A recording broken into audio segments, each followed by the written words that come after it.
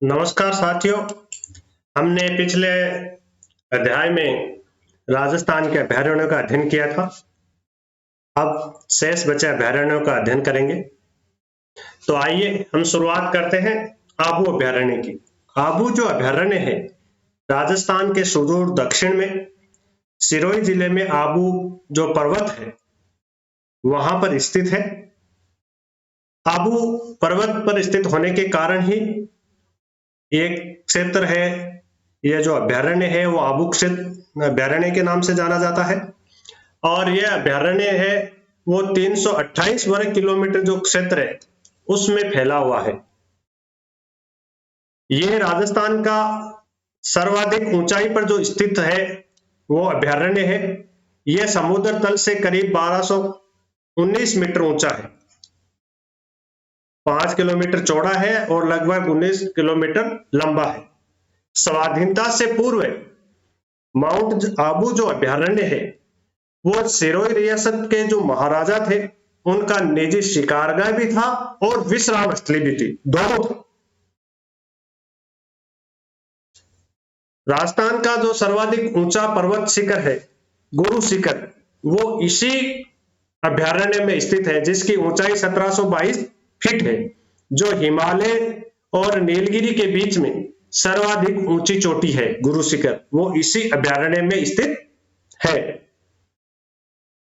ये जो अभयारण्य है माउंट आबू अभयारण्य, ये जंगली मुर्गों के लिए प्रसिद्ध है। किन के लिए प्रसिद्ध है? जंगली मुर्गों के लिए प्रसिद्ध है। ये ध्यान रखिएगा कि जंगली मुर्गे कौन से अभयारण्य में पाए जाते हैं, तो वो है माउंट आबू अभयारण्य। बीकानेर के महाराजा का ये ग्रीष्मकालीन निवास स्थल था, क्योंकि आज भी आपको ध्यान है कि ग्रीष्म काल में अनेक लोग वहां पर पर्यटन के लिए आते हैं, क्योंकि राजस्थान का एकमात्र यही स्थल है जो समुद्र तल से काफी ऊंचा होने के कारण ग्रीष्म काल में भी यहाँ तापमान है वो इतना गर्म नहीं रहता, ठंडा सा रहता है। इस वजह से ग्रीष्मकालीन अवकाश के लिए आज भी काफी लोग माउंट आबू जाते हैं। तो राजा महाराजाओं के समय भी ये उनका ग्रीष्मकालीन अवकाश आवास रहता था। तो यहाँ बीकानेर के महाराजाओं का जो आवास स्थल बना हुआ था, ग्रीष्मकालीन आवास स्थल, उसके चारों ओर बाड़बंदी थी। तो उस बाड़बंदी को सुंदर करने के लिए कि वो बाड़बंदी हरी भरी दिखे, इसके लिए वो अमेरिका से लेंटाना झाड़ी लेके आए थे और उन्होंने अपने जो ग्रीष्मकालीन आवास था बीकानेर महाराजा का माउंट आबू में, उसके चारों तरफ जो तारबंदी थी, बाड़बंदी थी, उसके चारों तरफ इस लेंटाना झाड़ी जो मूलतः अमेरिका की थी उसको रोक दिया, लगा दिया, ताकि उनका जो स्थल है आवास स्थल वो हरा भरा सुंदर दिखाई दे।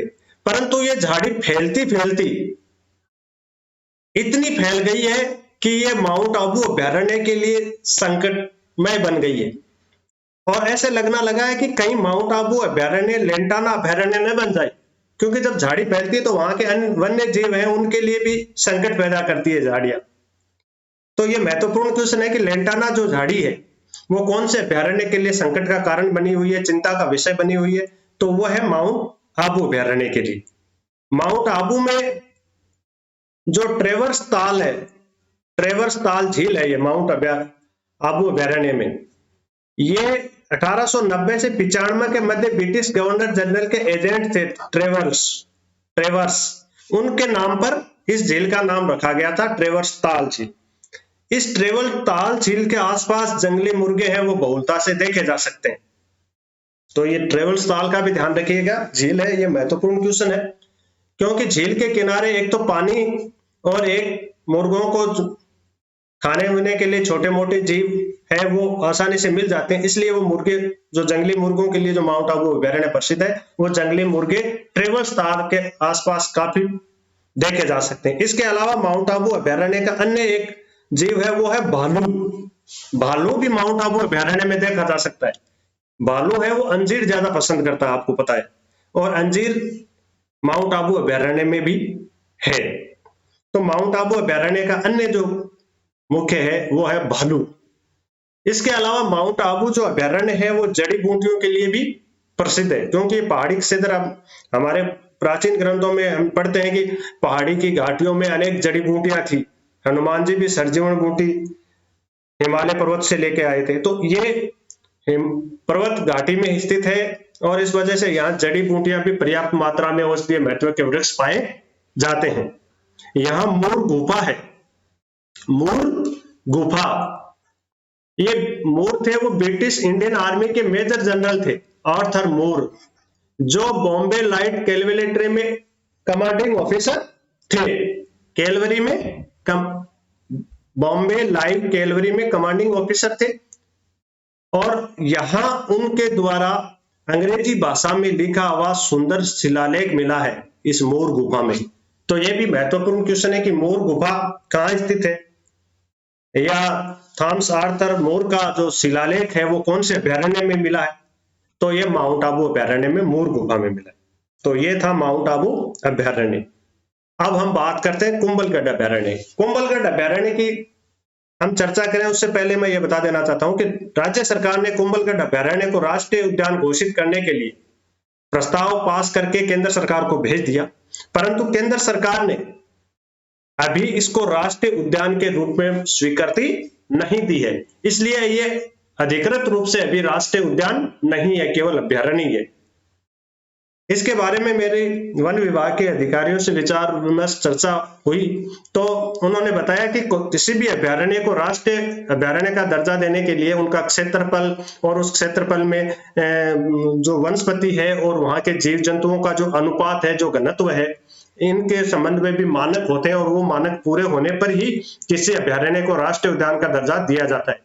और वो मानक जीव जंतुओं के घनत्व और अनुपात से संबंधित जो मानक है वो कुंभलगढ़ अभ्यारण्य अभी पूर्ण नहीं कर पा रहा है, इसलिए केंद्र सरकार ने इसको अभी स्वीकृति नहीं दी है। इसलिए मूल रूप से अभी भी राजस्थान में 3 ही राष्ट्रीय उद्यान हैं, लेकिन राष्ट्रीय उद्यान का प्रस्ताव भेजे जाने के बाद में इस कुंभलगढ़ अभ्यारण्य की क्या स्थिति है उसको हमने इसमें सम्मिलित किया है, तो उसका हम अध्ययन करते हैं। कुंभलगढ़ अभ्यारण्य राजस्थान के 3 जिलों में उदयपुर, राजसमंद और पाली जिलों में फैला हुआ है। इनका कुल क्षेत्रफल है 586 वर्ग किलोमीटर, इन तीनों जिलों का है, इस अभ्यारण्य में है। पहले यह अभ्यारण्य रियासत काल में जोधपुर महाराजा और उदयपुर महाराणाओं की, क्योंकि पाली का जो क्षेत्र है वो जोधपुर में आता था, तो यह क्षेत्र जोधपुर महाराणाओं की शिकार स्थली था और उदयपुर और राजसमंद है वो उदयपुर के जो महाराणा थे उनका शिकारगाह था। तो इसलिए ये जो अभ्यारण्य है वो उदयपुर और जोधपुर महाराणाओं की शिकार स्थली रियासत काल में था। इस अभ्यारण्य के नामकरण की जहां हम बात करें तो प्रसिद्ध दुर्ग कुंभलगढ़ के कारण इस अभ्यारण्य का नाम कुंभलगढ़ रखा गया। क्लियर? 1971 में इसे अभ्यारण्य घोषित किया गया था। अब जो राष्ट्रीय उद्यान घोषित करने के बाद में जो इसकी स्थिति है उसको हम देखते हैं, तो इसमें टॉडगढ़ रावली जो अभ्यारण्य था अजमेर के पास, उसका 107 वर्ग किलोमीटर क्षेत्र सम्मिलित किया गया है और कुंभलगढ़ अभ्यारण्य का 401 वर्ग किलोमीटर, इन 2 अभ्यारण्यों का क्षेत्र सम्मिलित करके और राष्ट्रीय उद्यान घोषित करने के लिए प्रस्ताव है वो 28 मार्च 2011 को राज्य सरकार ने अपनी तरफ से केंद्र सरकार को भिजवा दिया। परंतु मैंने पहले ही आपको बताया कि वो मानक पूर्ण नहीं करने की वजह से केंद्र सरकार ने अभी इसको राष्ट्रीय उद्यान घोषित नहीं किया है। परंतु इसकी जैव विविधता को देखते हुए केंद्र सरकार ने 1980 में इसे प्रोत्साहन योजना में सम्मिलित करके और इनके आर्थिक विकास के लिए इसको आर्थिक महत्व देना शुरू कर दिया था। और ये केंद्र की जो प्रोत्साहन योजना है वो आज तक इस अभ्यारण्य में अनवरत रूप से चालू है। चलिए, कुंभलगढ़ अभ्यारण्य में जोबा वनखंड है, यह इसकी गतिविधियों का प्रमुख केंद्र है। तो जोबा वनखंड महत्वपूर्ण है, कौन से अभ्यारण्य में है? कुंभलगढ़ अभ्यारण्य में। कुंभलगढ़ जो अभ्यारण्य है वो भेड़ियों के लिए जाना जाता है, जंगली जो भेड़िए हैं उनके लिए कुंभलगढ़ अभ्यारण्य को जाना जाता है। जिस तरह जंगली मुर्गे जो है माउंट आबू अभ्यारण्य को जाना जाता है, उसी तरह से जंगली जो भेड़िए हैं उनके लिए कुंभलगढ़ अभ्यारण्य को जाना जाता है।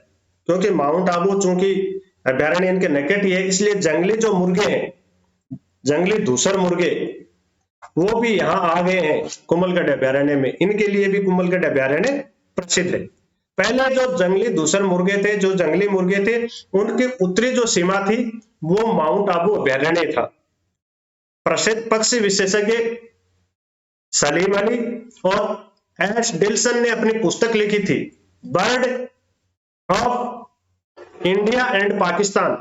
Bird of India and Pakistan प्रसिद्ध पक्षी विशेषज्ञ सलीम अली और एस डिल्सन ने लिखी थी, जिसमें उन्होंने बताया था कि जंगली मुर्गों की जो उत्तर भारत में जंगली मुर्गों का उत्तरण जो उत्तरी सीमा है जंगली मुर्गों की, वो माउंट आबू थी। ये उन्होंने इस किताब में बताई थी अपनी bird of India and Pakistan में। परंतु जंगली मुर्गे उनकी किताब सीमाओं से बाहर भी कुंभलगढ़ अभयारण्य में आ गए, मतलब उससे उत्तर की ओर आगे बढ़ गए। तो ये हुआ कि धीरे धीरे जब पास का है तो इसमें इनका आना जाना हो गया, और जंगली दूसर मुर्गे आज भी कुंभलगढ़ अभयारण्य में भी देखे जा सकते हैं, परंतु मूल रूप से ये माउंट आबू के ही पक्षी हैं। इसके अलावा कुंभलगढ़ अभयारण्य में चौसिंगा जो मृग है, जैसे आम बोलचाल की भाषा में घंटेल कहा जाता है। क्या कहा जाता है? घंटेल। चौसिंगा को, वो चौसिंगा मृगों का जो है वो भारत में ही चौसिंगा मृग विश्व में एकमात्र रूप से पाए जाते हैं। और चौसिंगा इसलिए कहते हैं कि इसके जो नर मृग होते हैं, नर मृग, उनके 4 सींग होते हैं। चौसिंगा 4 सींग की वजह से चौसिंगा कहलाता है, और चौसिंगा एकमात्र भारत में ही पाया जाता है, ये ध्यान रखिए। तो चौसिंगा कुंभलगढ़ अभयारण्य में प्रमुख रूप से पाया जाता है। कुंभलगढ़ अभयारण्य जो है राजस्थान की 2 प्रमुख नदियां, एक तो सर्वाधिक लंबी नदी खमनोर की पहाड़ियों से निकलने वाली बनास, जिसकी कुल लंबाई 480 किलोमीटर है वो, और तीसरी बड़ी नदी कौन सी है? 380 किलोमीटर बाणगंगा, और तीसरी बड़ी नदी है 350 किलोमीटर लोनी और बनास। इन दोनों नदियों का उद्गम स्थल कुंभलगढ़ अभयारण्य है, ये ध्यान रखिएगा, महत्वपूर्ण क्वेश्चन है। लोनी और बनास दोनों 6 जिलों में ही बहती है, ये नदियों वाले चैप्टर में हमने अध्ययन कर लिया, लेकिन हमें यह देखना है, ये महत्वपूर्ण क्वेश्चन बनता है कि जो खमनोर से लगने वाली बनास और लूनी, ये इस अभयारण्य से निकलते हैं। ये क्वेश्चन बनता है कि लूनी और बनास नदी का उद्गम स्थल कौन से अभयारण्य में? तो वो है कुंभलगढ़ अभयारण्य। इसके अलावा कुंभलगढ़ अभयारण्य में जो पहले कुंभलगढ़ अभयारण्य था, उसमें रणकपुर जो जैन मंदिर है, पाली के जैन मंदिर, महाराणा कुंभा के समय में इनका निर्माण करवाया था, जो 1444 खम्भों पर बने हुए हैं, जिसे स्तंभों वाला मंदिर भी कहा जाता है। वो पहले कुंभलगढ़ अभयारण्य में था। अब जो राष्ट्रीय उद्यान बनाने का जो प्रस्ताव पास करके केंद्र के पास भेजा राज्य सरकार ने, उसमें रणकपुर मंदिर, मूंछों वाला जो महावीर मंदिर है, वो दोनों मंदिर कुंभलगढ़ जो अभयारण्य है, वर्तमान जो स्थिति है उस कुंभलगढ़ अभयारण्य में, उसकी सीमा से उन दोनों मंदिरों को बाहर कर दिया है। वो इसलिए क्योंकि राष्ट्रीय उद्यान में गतिविधियां हैं और सीमित मात्रा में हो सकती है, इस वजह से ये दोनों प्रसिद्ध मंदिर थे और यहाँ पर पर्यटकों को आना जाना लगा रहता था। इसलिए जरूरी हो गया था कि इन दोनों मंदिरों को बाहर इस अभयारण्य से किया जाए, ताकि पर्यटक दर्शक हैं उनको भी दिक्कत नहीं हो और राष्ट्रीय उद्यान भी ये घोषित हो जाए, उनमें भी उनके मानकों का भी पालन हो सके।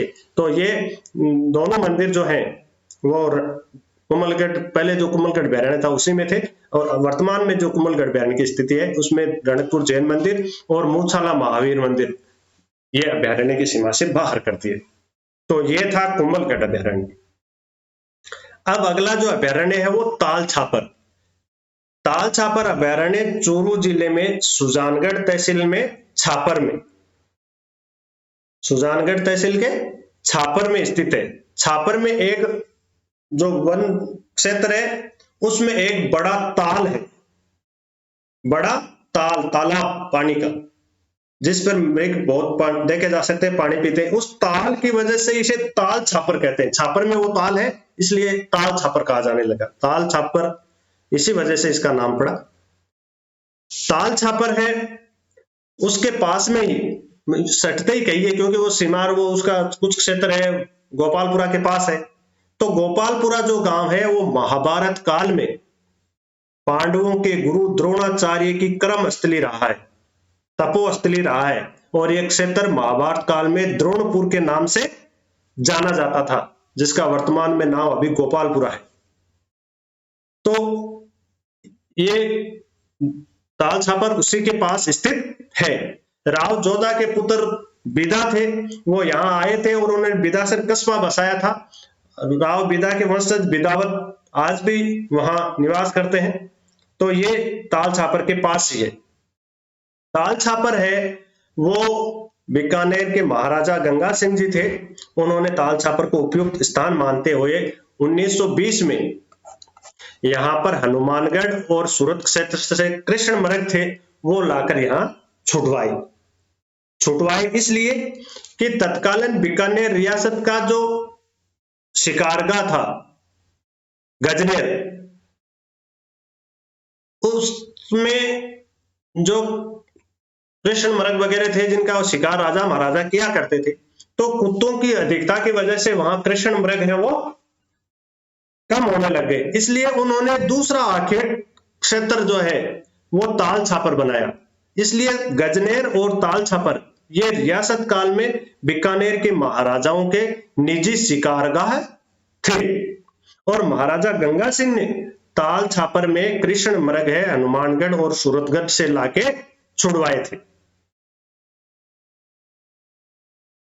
1962 में बीकानेर के शासकों ने ताल छापर वाला क्षेत्र है वो राजस्थान सरकार को सुपुर्द कर दिया, और राजस्थान सरकार ने 1962 में इस क्षेत्र को संरक्षित क्षेत्र आरक्षित क्षेत्र घोषित कर दिया, और 1971 में ताल छापर को अभ्यारण्य घोषित किया।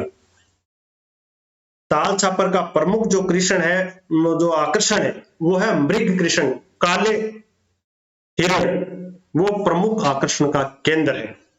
और कृष्ण मृग वहां पर उगने वाली एक घास है, नरम घास होती है, जिसे हमारे लोकल भाषा में मोतिया घास बोलते हैं, क्योंकि जैसे प्याज होता है जिसके नीचे गांठ बनती है, प्याज तो मोटा होता है, इनके नीचे छोटी छोटी गांठें बनती है, तो उसे मोतिया कहते हैं, जिसको इंग्लिश में क्या नाम है, साइप्रस रोटाडस। ये घास ताल छापर अभ्यारण्य में पाई जाती है। कृष्ण मृग इसको बहुत चाव से खाते। तो ये दो महत्वपूर्ण कृष्ण है, कृष्ण मृग वाला और ये विशेष नरम घास मोथिया साइप्रस रोटोटस, ये इस अभ्यारण्य में पाई जाती है। कृष्ण मृगों की जब बात ही आ गई मृगों की, तो कृष्ण मृगों में भी एक अलग तरह की प्रथा है। इसमें हरम प्रथा पाई जाती है। कौन सी? हरम प्रथा। एक नर मृग होता है और उनके चारों तरफ मृगनियों का, हिरणों का झुंड लगा रहता है। वो उन सबको अपने जोश और ताकत से आकर्षित करता है। दूसरा हिरण जब उसको चुनौती देता है या उससे बढ़कर होता है, तो फिर हिरणियां उसके साथ झुंड बना के रहने लग जाती है। इस तरह से ये प्रणय कीड़ा करते रहते हैं। प्रणय कीड़ा इनकी विचित्र होती है, जिसे अंग्रेजी में क्या कहते हैं, लेकिंग कहते हैं। लेकिंग यहाँ काफी देखा जाता है, इसलिए वो झुंड में रहते हैं। एक मादा जो मृग है, मोटा ताजा जो लीडर होता है अपना, उसके चारों तरफ हिरणियां रहती हैं, इसलिए ये झुंडों में दिखाई देते हैं। इनमें हरम प्रथा होती है, जिसे अंग्रेजी में लेकिंग कहते हैं। ये ताल छापर अभ्यारण्य में आसानी से देखी जा सकती है। ताल छापर अभ्यारण्य में राजहंस है वो प्रथम नवंबर में आता है, नवंबर में आता है। ताल छापर अभ्यारण्य का जो पर्यटन का समय है उपयुक्त, वो है अक्टूबर से फरवरी तक। अब अगला अभ्यारण्य लेते हैं हम, चंबल अभ्यारण्य। चंबल अभ्यारण्य का उल्लेख है वो कालिदास की रचनाओं में भी मिलता है। ये महत्वपूर्ण क्वेश्चन, पहला क्वेश्चन। कालिदास है, उन्होंने प्रकृति नायक है उसके समक्ष जब चित्रण किया है अपने प्रकृति का, तब उसने लिखा है कि मेरे प्रिय मेघ तुम चरमणवती नदी की जो स्वच्छंद सफेद जलधारा के साथ साथ उत्तर की ओर चले आना। मतलब चंबल नदी और अभ्यारण्य का प्रकृति सुंदरता का उल्लेख करता है कि इस सारे उत्तर की तरफ चले आना। तो पहला क्वेश्चन ये बनता है कि चंबल किस अभ्यारण्य का उल्लेख कालिदास ने अपने प्रकृति चित्रण में किया है, तो वह है चंबल अभ्यारण्य का मूलतः। चंबल अभ्यारण्य है वो घड़ियाल के लिए प्रसिद्ध है, और घड़ियाल मगरमच्छ की एक प्रकृति है। उसके मुंह के पास थोड़ा सा एक गोल तारेनुमा फैला हुआ शख्स क्षेत्र रहता है, वो है था घड़ियाल। एक थे मगरमच्छ की जो प्रजाति है उसी का है, जबकि मगरमच्छ के आगे वो नहीं, उसका थोड़ा मुंह लंबा होके और मुंह के आगे एक छातेनुमा गोल आकृति सी बनी होती है। तो घड़ियाल है वो राजस्थान भारत में ही पाए जाते हैं, विश्व में केवल भारत में ही पाए जाते हैं, और घड़ियाल भी अभी बहुत कम रह गए। इसलिए 1972 में भारत सरकार ने वन्य जीव सुरक्षा अधिनियम के तहत इसे सुरक्षा प्रदान की, किसे, घड़ियाल को, और इसे लुप्त प्राय जीव घोषित कर दिया।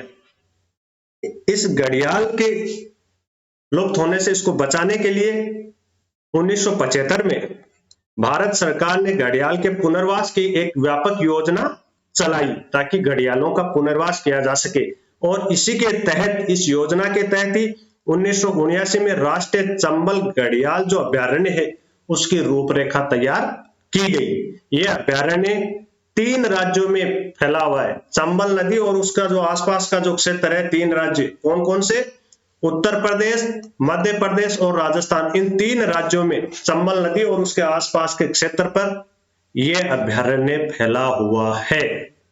तो 3 राज्यों में फैला हुआ है, चंबल नदी और उसके आसपास के क्षेत्र में फैला हुआ है। घड़ियाल के पुनर्वास के लिए, घड़ियालों के लिए यह अभ्यारण्य जाना जाता है। गांगे सुंग, एक और गांगे सुंग जो उत्तरी भारत की नदियों में पाए जाने वाला एक विशिष्ट स्तनपायी है, विशिष्ट स्तनपायी है जो उत्तरी भारत की नदियों में पाया जाता है, गांगे सुंग, वो भी इस अभ्यारण्य में देखा जाता है। ये इस अभ्यारण्य की प्रमुख विशेषता है। यह अभ्यारण्य अब मुकुंदरा हिल्स टाइगर जो रिजर्व है उसमें मिला दिया गया है। उसका जब मुकुंदरा टाइगर रिजर्व आगे हम पढ़ेंगे तब उसमें देखेंगे। तो यह था चंबल घड़ियाल अभ्यारण्य जो गांगे सुंग और घड़ियालों के लिए जाना जाता है। 3 राज्यों में फैला है, उत्तर प्रदेश, मध्य प्रदेश और राजस्थान। घड़ियालों के लिए ही विशेष तौर से है। अब है सीता माता अभ्यारण्य। सीता माता जो अभ्यारण्य है वो प्रतापगढ़ जिले में है।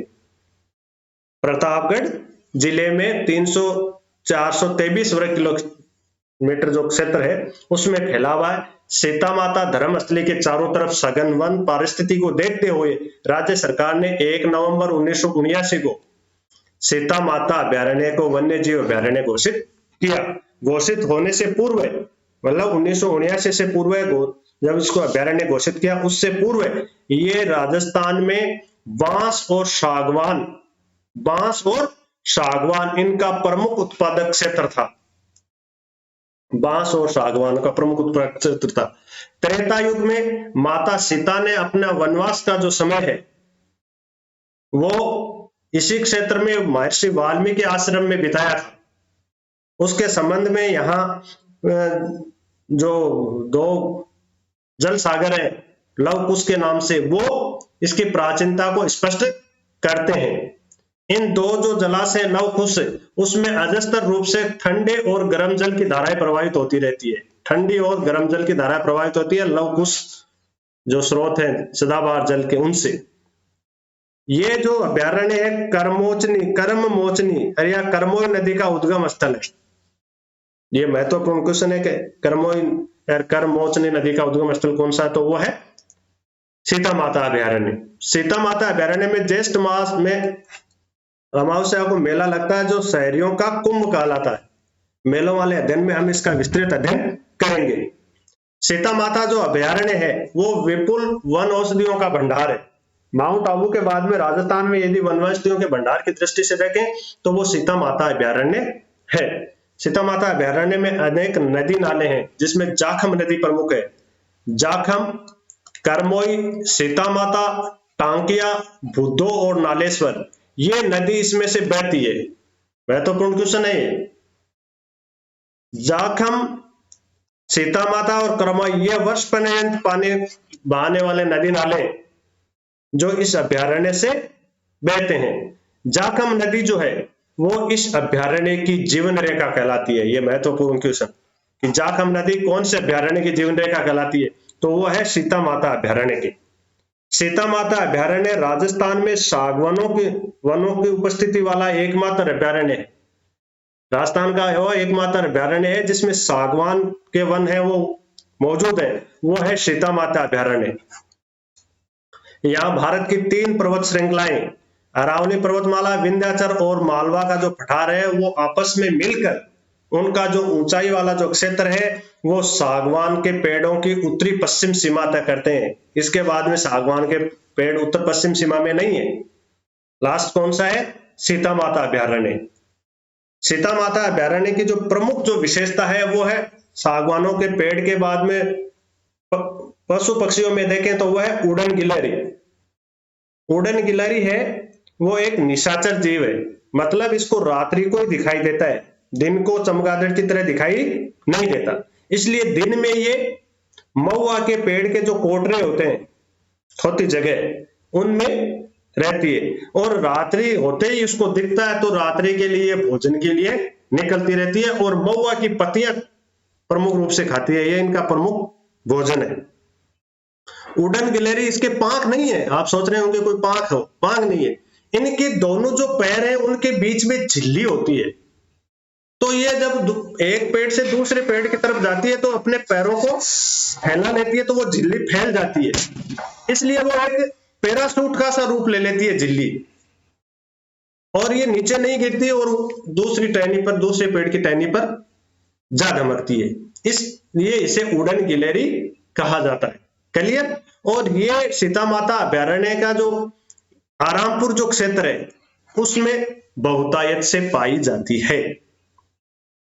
माउंट आबू के बाद में हमने ये पढ़ा कि सर्वाधिक जो औषधीय जो वन है, पेड़ पौधे हैं, वनस्पतियां हैं, वो इसी सीता माता वन्य जीव अभयारण्य में है। इसलिए यहाँ पे कई ऐसी दिव्य औषधियां हैं जो हिमालय में भी नहीं पाई जाती। आयुर्वेद विशेषज्ञों दल ने यह तथ्य उजागर किया। इसके अलावा हम बात करें तो यहाँ चौसिंगा है, वो भी पाया जाता है, जो एंटीलोप प्रजाति का दुर्लभतम जीव है। चौसिंगा वो भी पाया जाता है। क्लियर? क्योंकि राजसमंद ये पास में ही है, कुंभलगढ़ अभयारण्य है इसके, तो वो वहां भी पाया जाता है, लेकिन मूल रूप से वो चौसिंगा किसके है? कुंभलगढ़ अभयारण्य में। जो जंगली भेड़िए हैं, मुख्य विशेषता कुंभलगढ़ अभयारण्य के, उसमें चौसिंगा भी है, तो यहाँ चौसिंगा भी पाया जाता है सीता माता अभयारण्य में। इसके अलावा इस अभयारण्य में लखिया बाठा है, लखिया बाठा, जिसकी चट्टानों पर प्रागैतिहासिक काल के जानवरों के उकेरे हुए चित्र मिले। तो ये लखिया बाठा कौन से में, ये महत्वपूर्ण क्वेश्चन, ध्यान रखिए। अब है नारगढ़ वन्य जीव अभयारण्य। नारगढ़ है वो जयपुर में नारगढ़ दुर्ग के पास। नारगढ़ दुर्ग का हमने अध्ययन किया, जिसका नाम सुदर्शनगढ़ था, और नार सिंह भौमिया के नाम पर उसका नाम क्या रखा? नारगढ़। मराठा आक्रमणों की सुरक्षा की दृष्टि से सवाई जय सिंह जी ने बनाया था, ये पढ़ा हमने दुर्गों वाले में। तो उसी नारगढ़ दुर्ग के आसपास का जो क्षेत्र है, जो वन्य जीवों की बहुलता और विविधता वाले क्षेत्र को राज्य सरकार ने पहले जैविक उद्यान के रूप में मान्यता दी थी। यह राज्य का प्रथम जैविक उद्यान था, नारगढ़ जैविक उद्यान। और इस नारगढ़ जैविक उद्यान में एलिफेंट सफारी भी थी। फिर इसी नारगढ़ जैविक उद्यान को नारगढ़ अभयारण्य के रूप में स्वीकृति दे दी गई। 2010 में इको टूरिज्म पॉलिसी के तहत यहाँ पर टाइगर सफारी पार्क विकसित किया गया। राजस्थान में पहली tiger safari park Ranthambore tiger project है, रणथंभौर राष्ट्रीय उद्यान, उसमें थी। उसके बाद में यही टाइगर प्रोजेक्ट, जो टाइगर पार्क सफारी है, वो विकसित की गई। अब अगला जो अभयारण्य है वो राष्ट्रीय मरु उद्यान। देखने में तो ये राष्ट्रीय नाम है, लेकिन ये राष्ट्रीय उद्यान नहीं है, ये केवल अभयारण्य ही है, नाम है इसका केवल राष्ट्रीय मरु उद्यान। मरु क्षेत्र में, मरुस्थल जो जैसलमेर बाड़मेर वाला है, उसमें स्थित होने के कारण इसे मरु उद्यान। क्लियर? ये राजस्थान के 2 जिलों में है, जैसलमेर और बाड़मेर। 3162 वर्ग किलोमीटर क्षेत्र में फैला है, जिसमें 1900 वर्ग किलोमीटर जो क्षेत्र है वो तो है जैसलमेर का, और 1262 वर्ग किलोमीटर क्षेत्र है वो है बाड़मेर का। इस प्रकार 3162 वर्ग किलोमीटर क्षेत्र में यह अभयारण्य फैला है। यह राजस्थान का क्षेत्रफल की दृष्टि से सबसे बड़ा अभयारण्य है। ये अभ्यारण्य है आकलवुड फॉसिल पार्कों के लिए जाना जाता है, माने प्राचीन काल के जीवाश्म के अवशेष यहाँ पे मिले। आकलवुड फॉसिल पार्क उन्हें कहा गया है। जैसलमेर से 15 किलो दूर बाड़मेर रोड पर 31 हेक्टेयर क्षेत्र में ये आकलवुड फॉसिल पार्क फैले हुए हैं, सागरीय जीवन के जीवाश्म।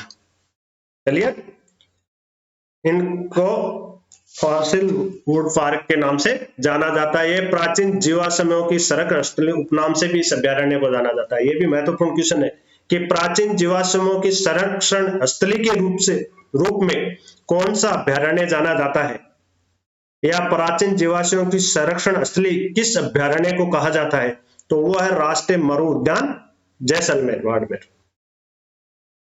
इस क्षेत्र में फैले हुए जो 25 वुड फॉसिल विद्यमान है, जिसमें से 10 फॉसिल है वो उनका भाग पृथ्वी की सतह से ऊपर अनावृत है। सबसे बड़ा जो फॉसिल है वो 7 मीटर का है, जिसकी परिधि करीब 1.5 मीटर है। तो पहले इसकी महत्वपूर्ण चीज है वो वुड फॉसिल पार्क है। उसके बाद में जो दूसरी प्रमुख है वो है गोडावण, जो राजस्थान का राज्य पक्षी है। वो इसकी धरती पर विचरण करते हुए देखा जा सकता है। राजस्थान में वर्तमान में 3 क्षेत्र है जहां गोडावण है स्वतंत्र रूप से विचरण करते हुए देखा जा सकता है, या उनको संरक्षण दिया गया है, वहां संरक्षण मिला हुआ है। और वो है राष्ट्रीय मरु उद्यान जैसलमेर, सौखलिया अजमेर और शोरसेन बारा, जहां ब्राह्मणी माता का मंदिर बना हुआ शोरसेन में।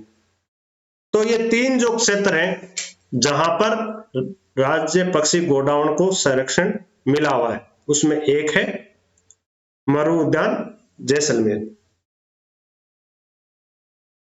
गोडावण है वो शुतुरमुर्ग की तरह होता है और इसकी जो ऊंचाई होती है वो करीब 4 फीट होती है और वजन 8 से 14 किलोग्राम तक होता है। अब इनकी संख्या वहां बहुत कम रह गई है, इसलिए उनके संरक्षण के लिए बहुत ज्यादा प्रयास वहां पर किया जा रहा है, ताकि कहीं ये जीव है वो लुप्त प्राय न हो जाए। भारतीय वन्य जीव संरक्षण अधिनियम 1972 के तहत इसको संरक्षण प्राप्त हुआ। इसके अलावा सेवन घास जो है वो इस अभ्यारण्य में जैसे देखी जा सकती है। सेवन घास एक पौष्टिक घास है। सेवन है, धामण है, लिलोण है, ये प्रमुख घासें हैं। ये भी क्वेश्चन पूछा जाता है। इसके अलावा यहाँ पीवड़ा सांप, जिसके बारे में राजस्थान में तो ये कहा जाता है कि वो सोते हुए व्यक्ति के सांस पी लेता है, जबकि वैज्ञानिक तथ्य ये बताते हैं कि सोते हुए व्यक्ति को वो अपने जहर से जो सांस है के माध्यम से अपना जहर है उनके शरीर में प्रवेश करवा देता है और इस वजह से व्यक्ति की मृत्यु हो जाती है। लेकिन जो भी हो, पीवड़ा सांप जो है वो इस अभ्यारण्य में प्रमुखता से देखे जा सकते हैं। गोडावण है, इस अभ्यारण्य के पास में जो रामदेव अभ्यारण्य राज्य में प्रसिद्ध लोक देवता बाबा रामदेव जी का जो धाम है रुणेचा पोखरण में जैसलमेर में, वो इस अभ्यारण्य के निकट ही है, इसलिए वहां भी गोडावण का जोड़ा या गोडावण पक्षी या स्वतंत्र विचरण करते हुए देखे जा सकते हैं। अगला जो है वो है जमवा रामगढ़ अभ्यारण्य। रामगढ़ में जो जमवा रामगढ़ बांध बना हुआ है, जिससे जयपुर शहर को पेयजल आपूर्ति होती थी, और जमवा रामगढ़ है वो दूसरी राजधानी भी रहा कछवा शासकों की। कछवा शासकों की पहली राजधानी कौन सी थी? दौसा। उसके बाद में जमवा रामगढ़, उसके बाद में आमेर और उसके बाद में जयपुर, 4 राजधानियां रही। ये हमने इतिहास में पढ़ा था। तो जमवा रामगढ़ जो बांध है उससे जयपुर को पेयजल की आपूर्ति होती थी। तो जमवा रामगढ़ बांध के आसपास का जो जीव विविधता वाला क्षेत्र था, जिसमें वन्य जीवों के संरक्षण को ध्यान में रखते हुए इस क्षेत्र को 31 मई 1982 में वन्य जीव अभ्यारण्य घोषित किया गया था। ये 300 वर्ग किलोमीटर क्षेत्र में फैला हुआ और यहाँ धोक के वृक्ष प्रमुखता से पाए जाते हैं। अब अगला अभ्यारण्य हम लेते हैं रामगढ़ विस्तारणी अभ्यारण्य टाइगर रिजर्व है। यह राजस्थान का महत्वपूर्ण अभ्यारण्य था क्वेश्चनों की दृष्टि से, पहले भी क्वेश्चन इससे पुटअप होते थे। तो यह राजस्थान का चौथा टाइगर रिजर्व है, सर्वाधिक नया टाइगर रिजर्व है ये, और भारत का 52वां टाइगर रिजर्व है। रामगढ़ विषधारी अभयारण्य है वो बूंदी में है, विंध्याचल पर्वत श्रृंखला की पहाड़ियों से निर्मित है। कहीं ये नहीं कि अरावली अरावली राजस्थान में पूरी, नो, हो जाता है दिमाग में पूछ लें तो कि यार अरावली के अलावा कोई पहाड़ी नहीं। ये विंध्याचल पर्वत श्रृंखला की पहाड़ियों से निर्मित प्राकृतिक रूप से जो संरक्षित है। ये 20 मई 1982 को भारतीय वन्य जीव संरक्षण अधिनियम के तहत इसे अभयारण्य घोषित किया गया था। यहाँ धोकड़ा है, मुख्य वृक्ष प्रजाति है धोकड़ा।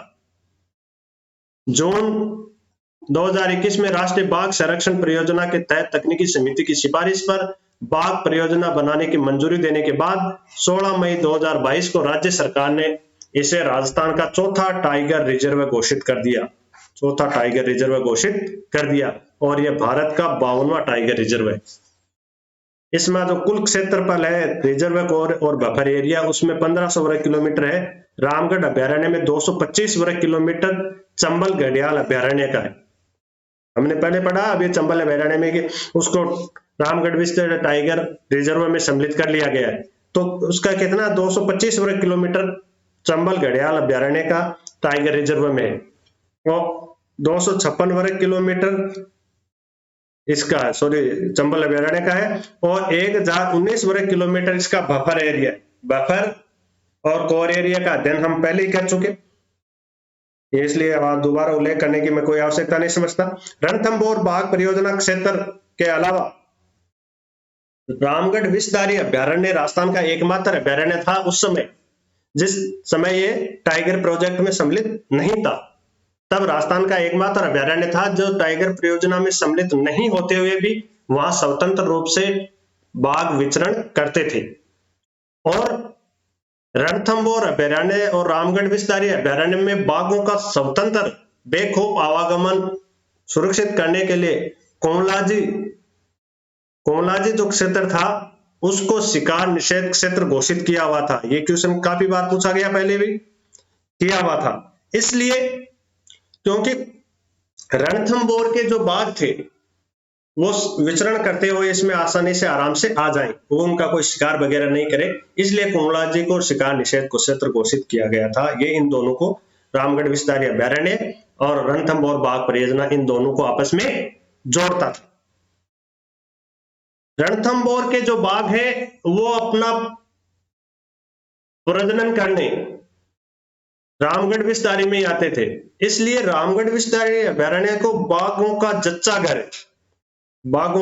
घर कहा जाता है, क्योंकि यह स्वाभाविक है कि जीव वहां अपने बच्चों को जन्म देता है जहां वो सुरक्षित हो गए। इसलिए बाघ रणथंभौर में खूब थे, इसलिए दूसरे बाघों के बच्चे शिकार बन सकते हैं। इसलिए बाघ वहां रणथंभौर में बच्चा न जन के कोमलाजी क्षेत्र के मार्फत रामगढ़ विषधारी क्षेत्र में अपने आप को क्षेत्र को सुरक्षित मानते हुए वहां अपने बच्चों को जन्म देते थे। इसलिए रामगढ़ विषधारी अभयारण्य को बाघों का जच्चा घर कहा जाता था। अब ये टाइगर प्रोजेक्ट में सम्मिलित हो गया, बाघ परियोजना बन गई है। इस अभयारण्य में मेज नदी निकलती है, और मेज नदी के तट के ऊपर रामगढ़ महल बना हुआ है। इस बारे में कई बार क्वेश्चन पूछा गया, रामगढ़ महल कहां है? ये रामगढ़ महल है वो रामगढ़ विषधारी टाइगर प्रोजेक्ट है, उसमें है, मेज नदी के किनारे स्थित है और इसमें जो वन्य जीव प्रेमी है वो अध्ययन और शोध करने के लिए उनको फीवर सुविधा के लिए विख्यात है। ये वन्य प्रेमी जो वन्य जीवों पर शोध करते हैं वो यहाँ आके रुकते हैं, उनको फीवर सुविधा यहाँ मिली हुई है, बिल्कुल भयलेस, बिल्कुल वो आराम से शोध करें, उनके लिए ये प्रसिद्ध है। इसलिए ध्यान रखिएगा रामगढ़ महल कहाँ है, तो वो रामगढ़ विषधारी टाइगर प्रोजेक्ट बूंदी है उसमें है। इसके अलावा इस परियोजना में 9 गांव बसे हुए हैं, क्योंकि ये नई टाइगर प्रोजेक्ट है, नई बाघ परियोजना है, इसलिए इसमें अभी कुछ गांव हैं। वो गांव कौन से? भेरूपुरा, केशवपुरा, जावरा, हरिपुरा, गुलखेड़ी, भीमगंज, दलेलपुरा, गुड्डा मकदुक्का और धुंधलाजी, ये 9 गांव बसे हुए हैं। अमूमन ये होता है कि टाइगर प्रोजेक्ट होता है तो वहां वो आवास विहीन क्षेत्र किया जाता है, यदि वहां पर कुछ आवास गांव है तो उनको विस्थापित किया जाता है। जैसे सरिस्का जो अभयारण्य था उनको वहां टाइगर प्रोजेक्ट बनने पर वहां के गांव थे उनको विस्थापित किया गया था और उनमें एक गांव था सरिस्का, उसी के नाम पे तो सरिस्का, जो वन्य जीव अभयारण्य का नाम सरिस्का पड़ा था। ठीक इसी प्रकार इसमें ये 9 गांव है, इन 9 गांवों के संबंध में प्रश्न भी पूछा जा सकता है कि भाई ये गांव है वो कौन से अभयारण्य है बाघ परियोजना में। लेकिन बाघ परियोजना का नाम आते ही दिमाग में तुरंत हमारे प्रोसेस करके यह आता है कि यार बाघ परियोजना में तो आवश्यक क्षेत्र होता ही नहीं है, इसलिए कहीं गलत जवाब न दे दे हम, इसलिए ध्यान रखिएगा ये 9 गांव इस बाघ परियोजना में है। अब चैप्टर काफी लंबा हो गया है, शेष अभयारण्यों का अध्ययन हम अगले चैप्टर में